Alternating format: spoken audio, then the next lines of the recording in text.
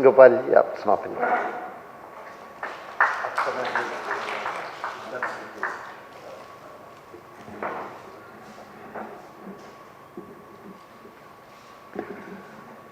मंच पर विराजमान श्रीमान बजाज जी, श्रीमान नरेंद्र कुमार जी और यहाँ सभागृह में उपस्थित आदरणीय बंधुओं बहनों, बजाज साहब ने और उनके साथी ने मिलकर के जो मोटा ग्रंथ लिखा है वो अपने आप में एक विशिष्टता रखता है। गांधी जी के ऊपर अब तक हजारों पुस्तकें आ गई हैं और गांधी जी का सारा जीवन भी ऐसा है जिस पर कितना भी साहित्य आएगा तो कम ही लगेगा और जिस व्यक्ति की जितनी आलोचना होती है समझिए उसका महत्व भी उतना ही अधिक होता है। जब महत्व कम हो जाता है तो आलोचना अपने आप कम हो जाती है और इसलिए गांधी जी के बारे में आलोचना होना है स्वाभाविक बात है, क्योंकि जब एक व्यक्तित्व बढ़ता है तो अपने अपने नजरिए से लोग देखने का प्रयत्न करते हैं। अपना नजरिया नहीं मिलता तो कहीं कहीं उनको निराशा होती है, फिर बोलना प्रारंभ करते हैं। भारत जैसे इतने विविधता वाले देश में और उन परिस्थितियों में जिन परिस्थितियों में गांधी जी हैं, आलोचना और प्रत्यालोचना होना बहुत स्वाभाविक था।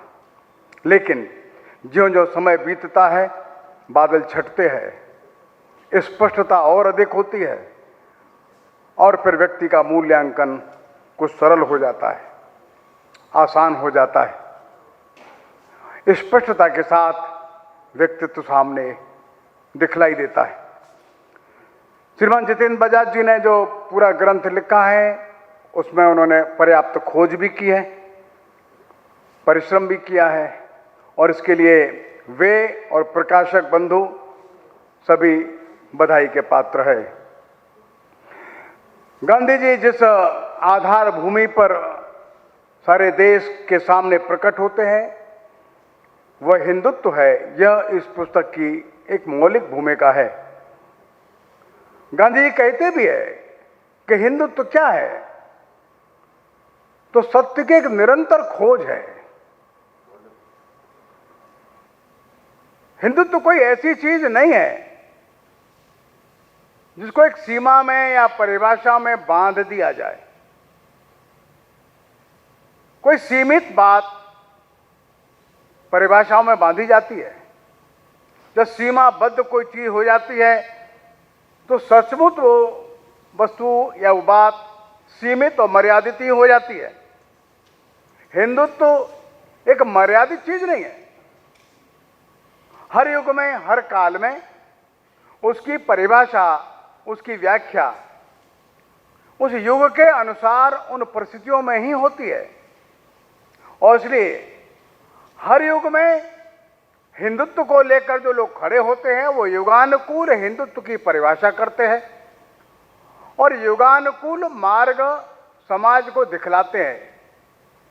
लेकिन कुछ मौलिक मुद्दे जरूर ऐसे हैं जो हमेशा वहां बने रहते हैं। गांधी जी का जो परिवार है वो एक वैष्णव और धार्मिक परिवार है। उस परिवार में बचपन से वे कहानियां सुनते हैं, भगवान राम के बारे में, हरिश्चंद्र के बारे में, प्रहलाद के बारे में, भागवत की कहानियां। लेकिन ये सारी जो हिंदू धर्म या हिंदू धर्म ग्रंथों के प्रसंग हैं वे कहीं न कहीं जीवन के अंदर शुचिता, प्रामाणिकता, सत्यनिष्ठा, प्रेम, करुणा, ये सारे सद्गुणों की जो वृद्धि करते हैं वैसे ही सारे प्रसंग हिंदू धर्म ग्रंथों में सामान्यतया रहते हैं। गांधी जी बैरिस्टर बन जाते हैं और बैरिस्टर बनने के बाद वे अफ्रीका जाते हैं। हमारे पुस्तक का जो प्रारंभ है वो इसी प्रसंग से होता है। ये सारे उनके जीवन का लाइफ स्केच नहीं है और इसलिए गांधी जी अफ्रीका जाते हैं, एक विशेष मिशन में जाते हैं, एक कंपनी के कुछ काम के लिए जाते हैं।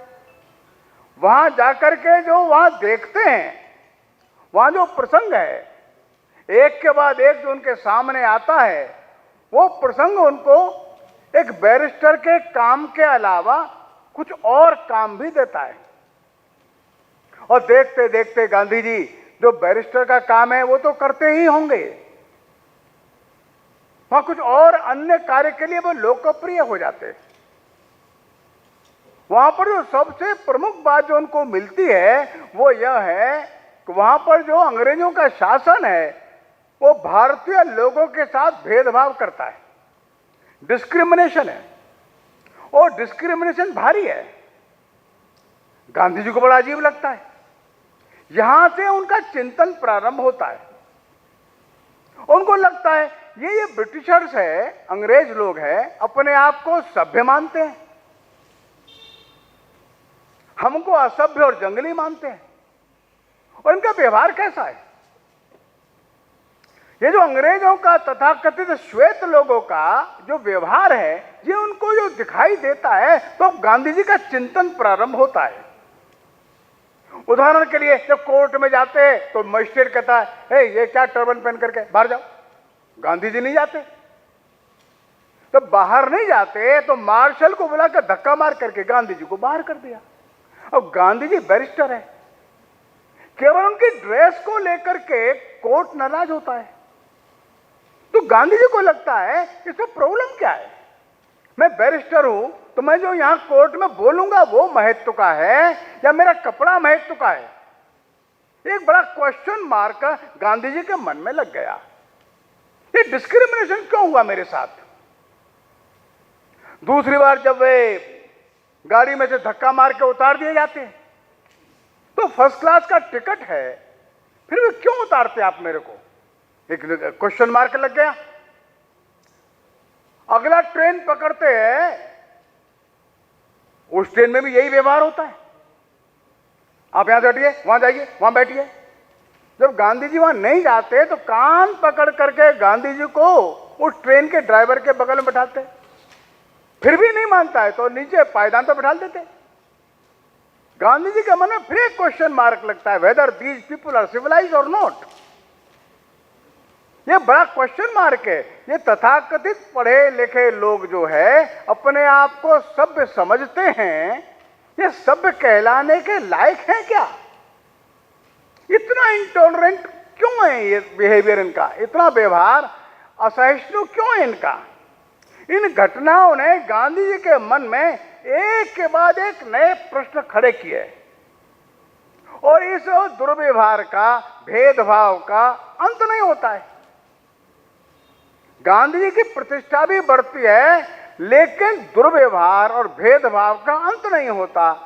और जब वे आकर के डरबन में पानी के जहाज से उतरते हैं तब गांधी जी थोड़ा प्रसिद्धि पा गए। आश्चर्य की बात गांधी जी को लगती है, उस जहाज से उतरते समय सैकड़ों लोग विरोध करने आ जाते हैं, यू गो बैक, मार जाओ, यहां डरबन में नहीं आना। बड़ी मुश्किल से वहां का पुलिस कमिश्नर की पत्नी वो बचा के लाती है। जहां ठहरे हैं वहां विरोध प्रदर्शन होता है, गांधी को चोट आती है। एक के बाद एक ऐसे जो उदाहरण आते हैं, उन उदाहरणों के पीछे का भाव यह है, गांधी जी के मन में तथाकथित पाश्चात्य जगत के, तथाकथित अपने आप को सभ्य कहने वाले ये लोग सच में क्या है, ये प्रश्न है। क्योंकि दुर्व्यवहार तो सब जगह होता है उनके साथ, चाहे होटल है, चाहे पोर्ट है, चाहे कोर्ट है, मार्केट है, वो स्थान कोई सा है, स्थान बदलता है। लेकिन गांधी जी के साथ ही ये दुर्व्यवहार है ऐसा नहीं है, ये दुर्व्यवहार सभी लोगों के साथ हो रहा है। ये एक बड़ा प्रश्न उनके मन में खड़ा हो जाता है कि भारतीय लोग या तथाकथित ब्लैक लोग, अश्वेत लोग, इनके साथ ये श्वेत वर्णीय लोग ऐसा व्यवहार क्यों करते हैं, क्या ये वास्तव में सभ्य है। एक दूसरा प्रश्न और जो गांधी जी के मन में खड़ा हो गया, क्योंकि जिस कंपनी के लिए काम करने के लिए गए हैं उस कंपनी में एक ईसाई व्यक्ति भी काम करता है, उसका नाम है A.W. बेकर। वो धीरे धीरे गांधी जी को प्रार्थना सभा में बुलाता है। गांधी जी जाते हैं, संडे प्रेयर्स में जाते हैं और धीरे धीरे कहता है अरे आप क्रिश्चियन बन जाइए, क्रिश्चियन बन जाइए। तो गांधी जी को लगता है ये मेरे को क्रिश्चियन बनने को क्यों बोलता है बार बार। मैं तो किसी को नहीं बोलता, भारत में हमारे हिंदू धर्म में कोई भी ऐसा तो नहीं बोलता है, ये क्यों बोलता है मेरे को क्रिश्चियन हो जाओ, क्रिश्चियन हो जाओ। तो वो क्रिश्चियनिटी को पढ़ना शुरू करते, अनेक ग्रंथ पढ़ते, जो तथाकथित विद्वान लोग हैं उनसे भी वार्ता करते, अपनी शंका को पूछते हैं, हिंदू धर्म के बारे में और ज्यादा जानना चाहते हैं। तो हिंदू धर्म के बारे में जो जो लोग उनको बता सकते हैं उनसे चर्चा करते हैं और हिंदू ग्रंथ भी पढ़ते हैं। यहां से दूसरा एक आयाम प्रारंभ हो जाता है। एक और तो था ये पश्चिमी जगत के ये श्वेत वर्णीय लोग अश्वेतों को घृणा या भेदभाव क्यों करते, और दूसरा एक प्रश्न खड़ा हो गया ये मेरे हिंदू धर्म को क्यों बदलना चाहते। ऐसा तो भारत में कभी नहीं होता। कुछ मुसलमान भी मिल गए, वो भी चाहते हैं कि हिंदू धर्म को छोड़ दें। इसके बाद गांधी जी जो है वो धीरे धीरे हिंदू धर्म के ग्रंथों का गहन अध्ययन करते, ईसाईयत का भी करते, इस्लाम का भी करते, ज्यूज के बारे में पढ़ते। और आश्चर्य की बात है वे स्वयं लिखते हैं स्थान स्थान पर, इसका उल्लेख बजाज साहब ने किया है कि मैं ज्यों ज्यों हिंदू धर्म के बारे में पढ़ता गया त्यों तो मेरी आस्था हिंदू धर्म के बारे में गहरी होती चली गई। मेरे को मालूम पड़ा वास्तव में हिंदू धर्म क्या है। अब तक तो मैं ऊपर ऊपर से जो हिंदू धर्म के कहानी, किस्से, व्रत, उपवास, त्योहार, इन सबको तो मैं जानता था। फिर गीता का अध्ययन करते, वे उपनिषदों का अध्ययन करते, जैन धर्म का अध्ययन करते, फिर चर्चा वार्ता करते करते उनको ध्यान में आने लगा कि हिंदू धर्म ये सबसे ज्यादा श्रेष्ठ धर्म तो है, श्रेष्ठ विचार तो है और सबको समाहित कर सकता है अपने अंदर। इसलिए मेरे को छोड़ने की कोई आवश्यकता नहीं। मैं हिंदू धर्म में रहते रहते अच्छे ईसाई लोगों का सम्मान भी कर सकता हूं, इस्लाम के मानने वाले लोगों का भी सम्मान कर सकता हूं और वहां से अच्छी बातें ले भी सकता हूं। ये स्थिति उनकी अफ्रीका में बन रही है। ऐसे प्रसंग पर वे फिर भारत में आते हैं 1896 में।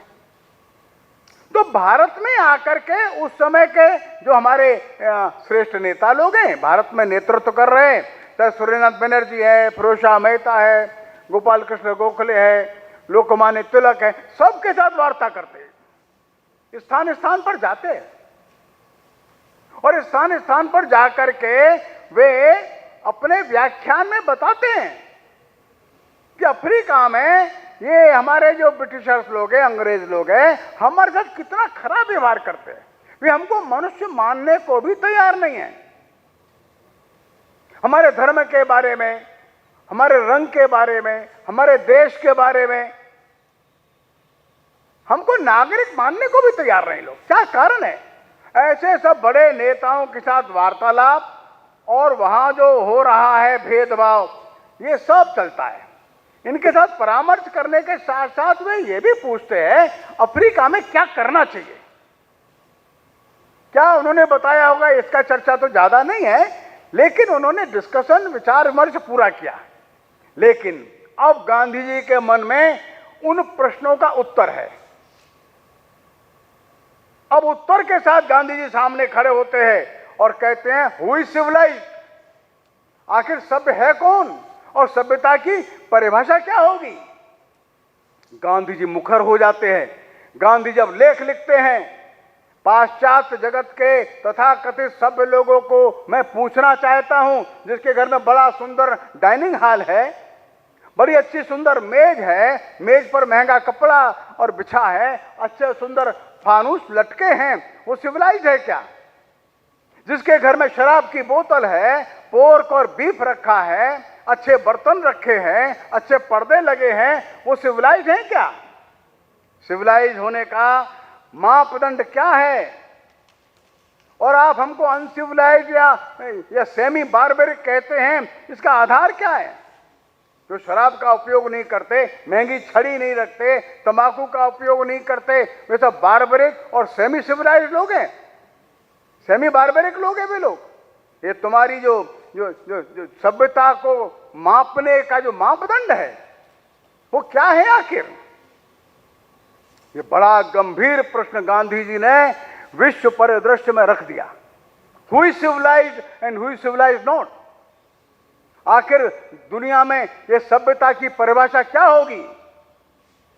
ये महंगे वस्त्र या महंगे सामान रखना या सामान इकट्ठा कर लेना, ये सभ्यता है क्या? बड़ा भारी प्रश्न है। और गांधी जी ने जो प्रश्न रखा है उस समय अफ्रीका के भिन्न भिन्न लेखों में, जिसका उल्लेख बजाज साहब ने अपने ग्रंथ में किया है, वो प्रश्न आज भी शाश्वत है, आज भी शाश्वत है कि आखिर सिविलाइज कौन है। और इसलिए मेरे को एक छोटा सा उदाहरण याद आ गया।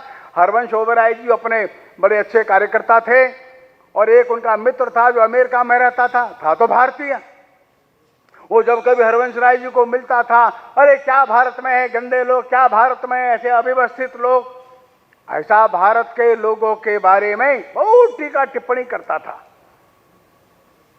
कुछ दिनों के लिए हरवंश ओबेरॉय जी और वो मित्र दोनों कलकत्ता में थे, एक लाइब्रेरी में जाते थे, सुबह से लेकर सायंकाल तक जाते थे और सायंकाल लौटते थे, तब लौटते हुए रास्ते में किसी होटल पर खाना खा लेते थे। और एक दिन ऐसा हुआ कि वो देर हो गई, रात को 11-12 बज गया। जब वापस आते हैं तो खाने का कोई होटल खुला नहीं मिलता, सब होटल बंद हो गए। एक देखा चाय वाले की दुकान पर अंदर कुछ लोग खाना बना रहे हैं, खाना तो बन रहा है। तो इन्होंने बाहर से पूछा, क्यों भाई खाना मिलेगा क्या? तो अंदर से अब कह, हाँ बाबू मिलेगा, आइए अंदर आ जाइए। अंदर आकर के बैठ गए, कुर्सी मेज तो पड़ा है, चाय की दुकान है। और तुरंत 1-2 मिनट के अंदर 2 थाली लग करके भोजन आ गया। दोनों ने भोजन किया। भोजन करने के बाद हरवंश ओबेरॉय उसको पूछते कितना पैसा हुआ, तो हाथ जोड़ के खड़ा हो गया, नहीं बाबू ये होटल नहीं है। अरे आपने हमको खाना खिलाया। अरे खाना तो खिलाया आपने, मांगा हमने खाना खिलाया आपको, ये होटल नहीं है बाबूजी, हम खाना बना रहे थे अपने लिए, आपने कहा भोजन है क्या? हमने कहा है। ऐसे दरवाजे पर कोई भोजन के लिए कहेगा तो हमारा तो सौभाग्य है, इसका पैसा नहीं लेंगे हम, हमारा सौभाग्य था आपने हमारे यहाँ भोजन किया। बाबू एक का खाना पैसा नहीं लिया। अब दोनों बाहर आ गए। अब वो जो अमेरिका वाला मित्र है वो कहता है, अरे ऊपर से दिख रहे मत, अंदर से तो बड़ा भारी दिल है इनका। भारत ऊपर से दिखने में कैसा है, कपड़ा कैसा पहनता है, मकान कैसा है, डाइनिंग टेबल है या नहीं है, वो सोने की छड़ी है या नहीं, घड़ी का चेन कैसा है, घड़ी का कीमत कैसा है, ये क्या इससे मनुष्य की गहराई निश्चित होगी? तो गांधी जी ने एक शाश्वत प्रश्न विश्व परिदृश्य में रखा है कि सभ्य कौन? जिसके पास भौतिक समृद्धि किसी भी प्रकार से दूसरे देशों को, समाज को लूट करके लाई गई है, वो अपने आप को सभ्य कहते हैं, उनको लज्जा नहीं आती? यह प्रश्न है। किसी भी प्रकार से रीति से, अनीति से एकत्रित की गई संपदा और उसका भौड़ा वैभव प्रदर्शन या सभ्यता की मापदंड ये कभी नहीं हो सकता। गांधी जी ने इस शाश्वत प्रश्न का उत्तर अपने लेखों में वहां दिया है। यह हिंदुत्व का प्रदर्शन है। हिंदुत्व ने सदा यह कहा है, ये भौतिक संपदा मनुष्य की गहराई का मापन नहीं हो सकता। ये भौतिक संपदा बहुत सामान्य चीज है, हाँ जितना आवश्यक है उतना ठीक है। ये हिंदुत्व का ही दर्शन है दुनिया में। ये बताता है मनुष्य की गहराई ये अन्य बात है। मनुष्य का चरित्र, उसका स्वभाव, उसका आचरण, उसका व्यवहार, उसकी करुणा, प्रेम और दया, ये बिंदु ऐसे हैं जो मनुष्य को सभ्य या असभ्य बनाते हैं, भौतिक संपदा का प्रदर्शन नहीं। एक दूसरा प्रश्न जो उनके सामने आया और उन्होंने कहा, क्या ईसाईयत दुनिया को स्लेवरी में झोंकने के लिए हां बोलती है? और वास्तव में और जब उन्होंने ईसाइयत के अनेक ग्रंथों का अध्ययन किया तो उनको आश्चर्य हुआ। बड़े बड़े जो विद्वान ईसाई हो गए, उन्होंने इस बात को अपने ग्रंथों में लिखा है कि दुनिया में हमको यह अधिकार मिला है, हम दुनिया में जा करके लोगों को गुलाम बना सकें, वह अधिकार कर सकें, कब्जा कर सकें। बजाज साहब ने ऐसे कई कोटेशन अपने उस पुस्तक में दिए हैं। गांधी जी फिर प्रश्न करते हैं, क्या यह सभ्यता है? आप भोले भाले लोगों को गुलाम बनाते हैं और गुलाम बनाने का अधिकार आपके पास है, ऐसा बताते भी हैं, और ऐसा बताते हुए आपको लज्जा भी नहीं आती। ऐसा कैसे हो सकता है? ये निकृष्टता है। मेरा हिंदू धर्म किसी को स्लेव बनाने की अनुमति नहीं देता। मेरे हिंदू धर्म का हजारों वर्ष का इतिहास ये बताता है, भारत के हिंदू धर्म के मानने वालों ने कभी भी किसी भी समाज को जाकर के गुलाम बनाया या उसको लूटा, ऐसा उदाहरण नहीं है। और इसलिए ये ध्यान में रखने की बात है। आखिर ये जो आप अपने आप को सभ्य बता रहे हैं और एक दूसरे को गुलाम बना रहे हैं, आप अपने आप को सभ्य बता रहे हैं और एक दूसरे के प्रति निकृष्ट व्यवहार करते हैं, इसकी जड़ कहां है? गांधी ये प्रश्न पूछते हैं, आखिर आपका जो ऐसा व्यवहार हुआ उसका कारण क्या है? ऐसा व्यवहार करने की प्रेरणा, इंस्पिरेशन आपको मिलता कहां से है? यह प्रश्न गांधी जी का फिर से शाश्वत प्रश्न है। जब वहां के लोगों ने कहा हम सिविलाइज्ड हैं क्योंकि हम चुनाव करते हैं, देखिए हमारा एक डेमोक्रेटिक सिस्टम एक इवॉल्व हो रहा है, तो गांधी फिर कहते हैं जो एंग्लो सैक्सन रेसेस है आज चुनाव में सामने आए हैं। हमारा इतिहास देखो आप, गांधी ने अपने लेखों में वहां लिखा। आप भारत का इतिहास देखिए और भारत के उस इतिहास को ही देख लीजिए जिस इतिहास को अंग्रेजों ने लिखा है। और ऐसे कई अंग्रेज विद्वानों का वे नाम जिक्र करते हैं, चाहे वो मैक्स मूलर है, चाहे मुनरो है, चाहे मैने हैं। इन सब का नाम उल्लेख करके कहते हैं इन लोगों ने जो भारत का इतिहास लिखा है वो देखिए। भारत में गणराज्य कब थे? वैशाली का गणराज्य, अंधक गणराज्य ये कब था? मगध का गणराज्य, वृष्णि गणराज्य ये कब थे? ईसा से भी सैकड़ों वर्ष पूर्व भारत में चुनाव था। गांधी जी लिखते हैं ये चुनाव भारत के लिए नई चीज नहीं है। 7,770 ये प्रतिनिधि वैशाली के गणराज्य में थे आज से 2500 वर्ष पूर्व। और वे जो प्रतिनिधि थे ये गांव-गांव से आते थे और सर्वसम्मति से आते थे, माइनॉरिटी और मेजॉरिटी के आधार पर नहीं आते थे। और इसलिए आज जो आप चुनाव की बात कह रहे हैं, रिप्रेजेंटेटिव की बात कह रहे हैं, ये हम हजारों साल पहले देख चुके हैं और भारत इन बातों को कर चुका है। गांधी जी मेजॉरिटी और माइनॉरिटी के बारे में भी कहते हैं ये मेजॉरिटी का निर्णय है, ये माइनॉरिटी का निर्णय है।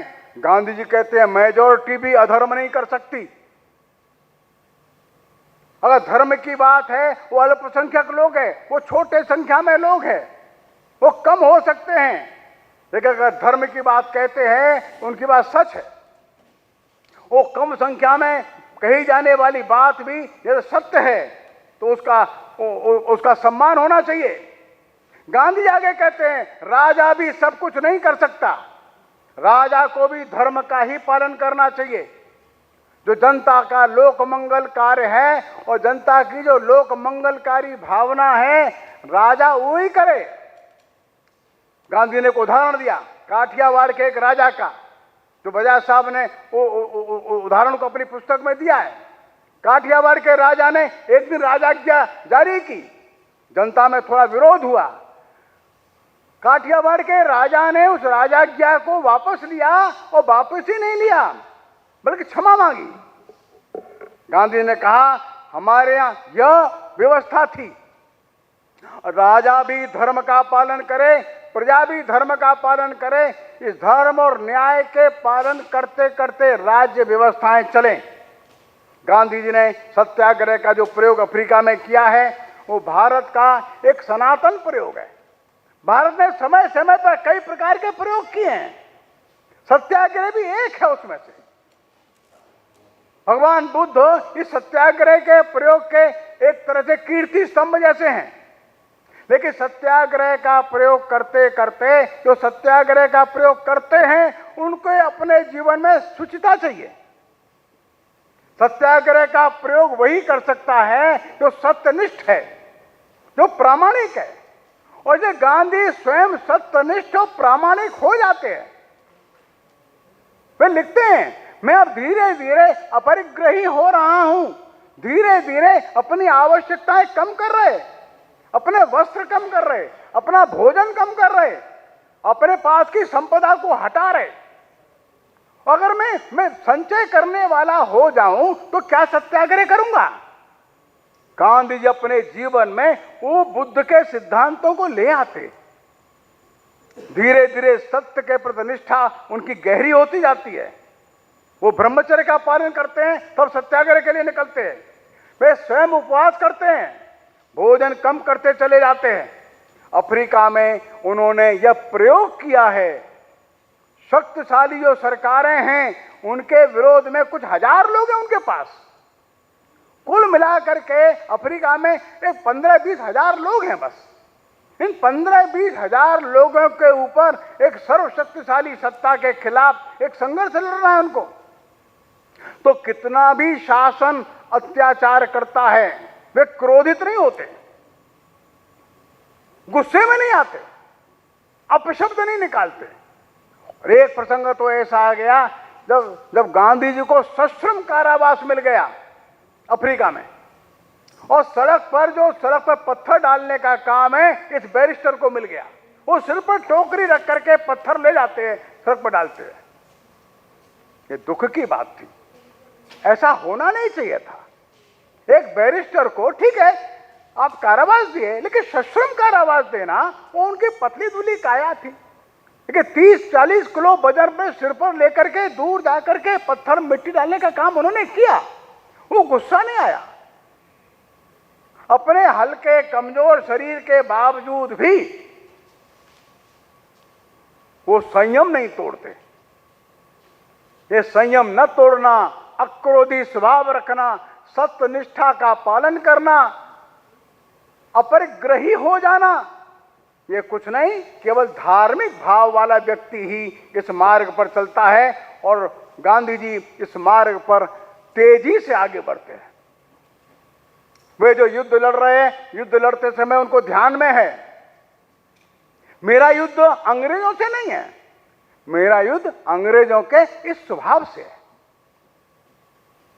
मेरा युद्ध अंग्रेजों की इन नीतियों से है। और इसलिए उनकी वार्ता अच्छी होती है, मित्रता के साथ वार्ता होती है। और इसलिए भगवान बुद्ध ने जो कहा यह निर्वैर युद्ध है। गांधी जी ने किसी को बैरी या शत्रु माना ही नहीं है। संघर्ष है लेकिन शत्रुता नहीं है। जो बुद्ध ने कहा नहीं वैरे न वैरानी सम्मति का कुदाचनम, उसका इस युग में बुद्ध के 2500 वर्ष बाद गांधी जी प्रदर्शन करते हैं, सफलता के साथ इसको प्रस्तुत करते हैं। और धीरे धीरे धीरे क्यों न हो अफ्रीका में कुछ मामलों में उनको सफलता मिली और वहां का जो सर्वशक्तिशाली निरंकुश शासन था अंततोगत्वा झुक गया।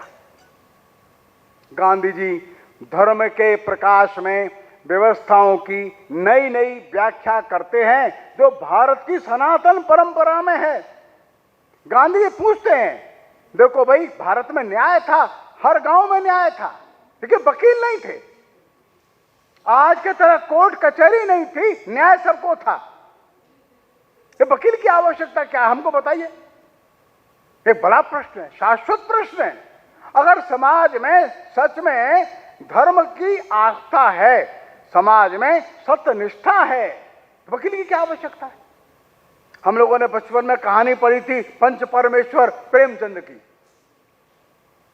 उसमें वो चौधरी है और जुम्मन है, हम सब ने पढ़ी होगी कहानी। लेकिन जब जो वो परमेश्वर के स्थान पर बैठता है, पंच के स्थान पर बैठता है, वो न्याय करता है, वो मित्रता नहीं निभाता। प्रेमचंद ने इस धार्मिक भाव को अपनी कहानी में रखा है। वो चाहे जुम्मन था चाहे जुम्मन का दोस्त था, दोनों ने निर्णय किए अपने अपने मित्र के विपरीत के निर्णय। जब जनता के अंदर धर्म का भाव प्रबल हो जाता है, न्याय अपने आप सरल और सुगम हो जाता है, ऐसे में वकील की आवश्यकता नहीं होती। और इसलिए धार्मिक भाव वाला व्यक्ति जो है ये किसी को गुलाम नहीं बनाएगा। धार्मिक भाव वाला व्यक्ति किसी को लूटने नहीं जाएगा। धार्मिक भाव वाला व्यक्ति किसी के साथ डिस्क्रिमिनेशन, भेदभाव नहीं करेगा। धार्मिक भाव वाला व्यक्ति किसी का मतांतरण भी नहीं करेगा। धार्मिक वाला व्यक्ति किसी के प्रति अन्याय भी नहीं करेगा, न्याय ही करेगा। गांधी जी का धर्म ये शाश्वत सनातन धर्म है। और जब गांधी जी को हम व्यापकता में हम देखते हैं और एक एक मुद्दे का हम विश्लेषण करते हैं तो गांधी जी को पाते हैं वे सत्यनिष्ठ है, वे करुणावान भी हैं, वे परम आस्तिक हैं, क्षमावान भी हैं, वे अपरिग्रही हैं लेकिन मितव्ययी भी हैं। सभी के साथ सामंजस्य और समन्वय बिठाने का लगातार प्रयत्न करते हैं और सभी के अंदर कुछ न कुछ अच्छा ढूंढने की उनकी प्रवृत्ति है। वे अत्यंत और अनन्य सेवाभावी है। ये सारे गुण जो धर्म के गुण होंगे गांधी के जीवन में कहीं न कहीं हमको दिखते हैं। और ये धर्म कहीं न कहीं से अब व्याख्या करेंगे तो हिंदू धर्म ही है। जब हम हिंदू धर्म को एक खांचे में फिट करते हैं तो वो नहीं फिट होगा ऐसे आसानी से। जब उसके शाश्वत मूल्यों को देखेंगे तो प्रकट हो जाएगा। और गांधी की सत्यनिष्ठा कैसी है जो बेजोड़ है। चोरी चोरा का केस हम जानते हैं। जब आंदोलन के बाद हिंसा हो गई, बढ़ गई और गांधी जी के खिलाफ मुकदमा लगा और कोर्ट में वे प्रस्तुत हुए और जज ने पूछा आपके ऊपर जो आरोप है, आपके कारण से हिंसा फैली है देश में, आपके कारण से ये लोग मरे हैं, आपके कारण से ये संपत्तियों को हानि हुई है, क्या कहना है आपका? गांधी ने कहा जो आप कह रहे हैं वो सच कह रहे हैं, मैं मानता हूं। मेरे कारण से हिंसा हुई है मैं स्वीकार करता हूं। मेरे कारण से लोगों की हत्या हुई है, संपत्ति को नुकसान हुआ है, इसका जिम्मा मेरा है, मैं स्वीकार करता हूं। और मैं कहता हूं आपसे, आप इसके लिए कड़ी से कड़ी सजा मुझको दीजिए, मैं तैयार हूं। ऐसा उदाहरण विश्व परिदृश्य में मिलना आसान नहीं होता। आदमी अपने आप को डिफेंड करता है। गांधी ने डिफेंड नहीं किया, गांधी ने एक्सेप्ट किया, गांधी ने स्वीकार किया। हाँ मैं मानता हूं, मैंने आह्वान किया था आंदोलन का, मेरे आंदोलन के आह्वान के कारण से लोग सड़क पर आए, मेरे कारण से हिंसा हुई, मेरे कारण से लोग मारे गए, सबकी जिम्मेदारी मेरी है, मैं मानता हूं। और मैं इसे बचना नहीं चाहता। अधिक से अधिक सजा जो हो सकती है उसके लिए मैं आपके सामने खड़ा हूं, आप दीजिए। दुनिया में पहली बार शायद ऐसा प्रसंग रहा होगा, न्यायाधीश भी आश्चर्यचकित था।